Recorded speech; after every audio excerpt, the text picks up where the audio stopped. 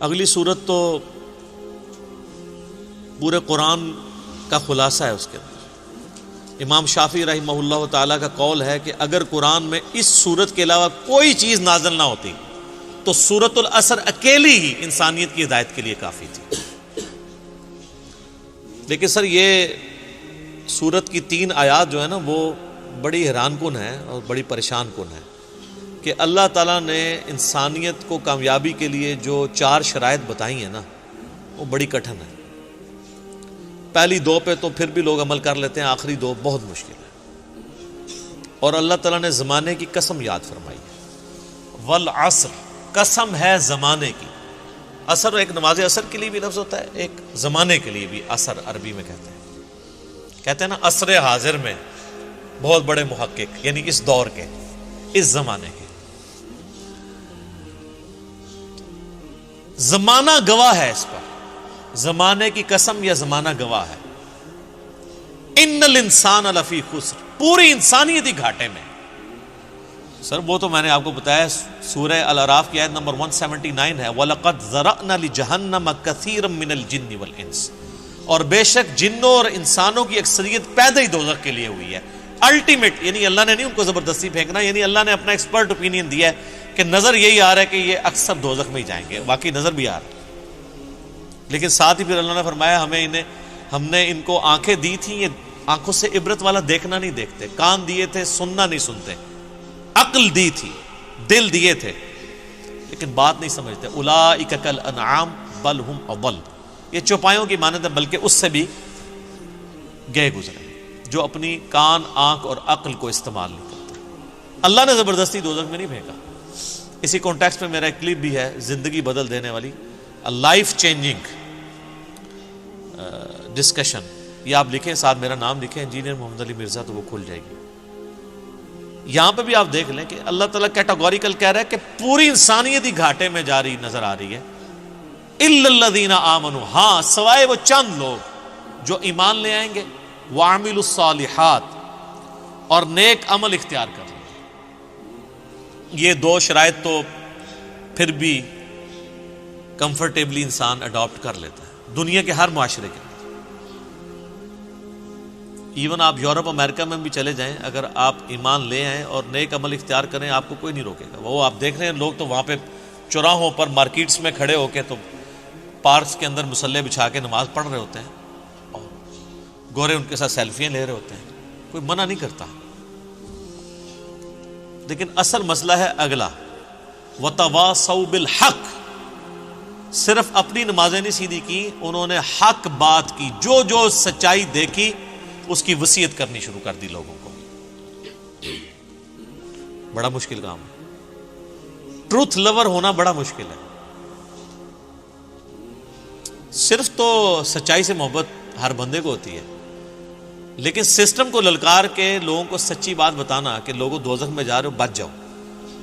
بخاری مسلم میں حدیث ہے، نبی علیہ السلام فرمایا تمہاری مثال پتنگوں کی سی ہے کہ آگ کے اوپر گرتے ہو اور میں تمہارے کمر بند سے پکڑ کے تمہیں دوزخ کی آگ سے بچا رہا ہوں. یعنی میں بتا رہا ہوں کہ ڈر جاؤ، تم نے مرنا ہے، اللہ کے حضور پیش ہونا ہے. تو جو سچائی ہے، سب سے بڑی سچائی کیا ہے؟ اللہ کا تعارف. اور یہ الحق کا لفظ اللہ نے قرآن کے لیے بھی استعمال کیا سورہ بنی اسرائیل میں، وَبِالْحَقِّ أَنزَلْنَاهُ وَبِالْحَقِّ نَزَلَ، ہم نے اس قرآن کو حق کے ساتھ اتارا اور یہ حق کے ساتھ اترا. حق عربی میں کہتے ہیں پرپزفل، با مقصد چیز کو، یعنی یہ قرآن ایک مقصد کے تحت نازل ہوا. تو حق بات کی وصیت کرتے رہے، جہاں جہاں انہوں نے سچائی دیکھی لوگوں کو بتایا کہ یہ ہونا ہے، آخرت کی تیاری کر لو. کہیں ظلم کے خلاف کھڑا ہونا پڑا ہے سچائی کے ساتھ تو کھڑے ہوئے. یہ نہیں دیکھا میری تعداد کتنی ہے. حسین ابن علی ایک رول ماڈل ہے نا امت کا، سچائی کے لیے کھڑے ہوئے. اور جب آپ حق بات کریں گے اس کا الٹیمیٹ نتیجہ یہ ہے کہ آپ کو مار پڑے گی. وَتَوَاصَوْا بِالصَّبْرِ، تو پھر مار صرف کھانی نہیں ہے، جس طرح حق بات کی تلقین کی ہے صبر کی بھی لوگوں کو تلقین کرنی ہے. یعنی خود بھی مصیبت جھیلتے ہوئے صبر کرنا ہے، اور اس سے اگلے درجے کی چیز ہے کہ لوگوں کو بھی صبر کی تلقین کرنی ہے. یعنی جب آپ نے کسی کو بتانا ہے نا کہ میرے بھائی آپ رفع الیدین سے نماز شروع کریں گے تو جو نماز نہیں بھی پڑھنے والے وہ بھی آپ کو سمجھائیں گے. آپ دیکھ لیں, آپ نماز نہ پڑھیں, آپ کو کسی بڑے بزرگ نے نہیں کہنا کہ یار بیٹا تو نماز نہیں پڑھتا, لیکن آپ نماز رفع الیدین سے شروع کر دیں تو جو نماز نہیں بھی پڑھنے والے وہ کہتے ہیں دیکھو انہوں کیا ہو گیا. فرق دیکھا ہے آپ نے, گمراہی کا لیول دیکھا ہے اس قوم کا. تو اس لیے کہا جا رہا ہے جب آپ حق بات کریں گے نا تو جس کو حق بتائیں اس کو ساتھ یہ بتائیں کہ بھائی اس حق کے بعد مصیبت آئے گی, پریشانی آئے گی, صبر بھی کرنا. تو صرف حق بات کی وصیت نہیں کرنی, صبر کی وصیت بھی کرنی. یہ آخری دو شرائط جو ہے نا یہ بڑی مشکل ہے. اس کے اوپر میرے بھائی بڑے بڑے لوگ آ کے فیل ہو جاتے ہیں. پہلی دو شرائط تو آپ کسی چوک میں کھڑے ہو کے کہنا جی میں نے آج رات کو کھڑے ہو کے اتنے نوافل پڑھے ہیں, لوگ کہیں گے جی ماشاءاللہ بہت اچھی بات ہے. لیکن اسی چوک میں آپ کھڑے ہو کے کہیں کہ یہ جو تماشا تم لوگوں نے یہاں لگایا ہوا ہے آندہ سے میں نے نہیں ہونے دینا, تو آپ دیکھ لیں پھر آپ کے ساتھ وہ کیا کرتے ہیں. نہ آپ کی داڑھی کا لحاظ کریں گے, آپ کی نمازوں کا لحاظ کریں گے, نہ کچھ اور کریں گے, فوراً آپ کو مارنے کے در پہ ہو جائیں گے. تو حق بات کی وصیت بھی کرنی ہے اور صبر کی تاکید بھی کرنی ہے, اپنے آپ کو بھی لوگوں کو بھی. اور یہ پرفیکٹ انداز میں نبی صلی اللہ علیہ وآلہ وسلم کی مبارک زندگی میں آپ کو نظر آتی ہے. صحابہ کرام کو آپ نے ٹرین کیا تھا تمام حالات و واقعات کے لیے. باقی سورۃ العصر کے اوپر ڈیٹیل لیکچر اگر کسی نے دیکھنے ہیں نا جی, ڈاکٹر اسرار صاحب نے جو ہے نا وہ ایک ان کی ویڈیو ہے نجات کی راہ کے نام سے, اس پہ سورۃ العصر پہ بڑا ڈیٹیل ان کا لیکچر ہے, وہ آپ ضرور دیکھیں. اس صورت پہ تو آپ جتنا بھی بولیں وہ کم ہے.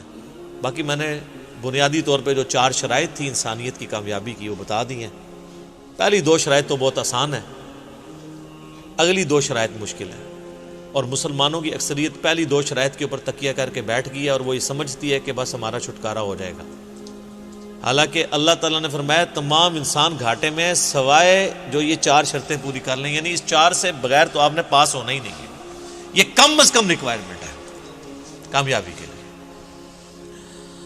اللہ تعالیٰ ہمیں دنیا اور آخرت میں اپنے حضور کامیابی عطا فرمائے.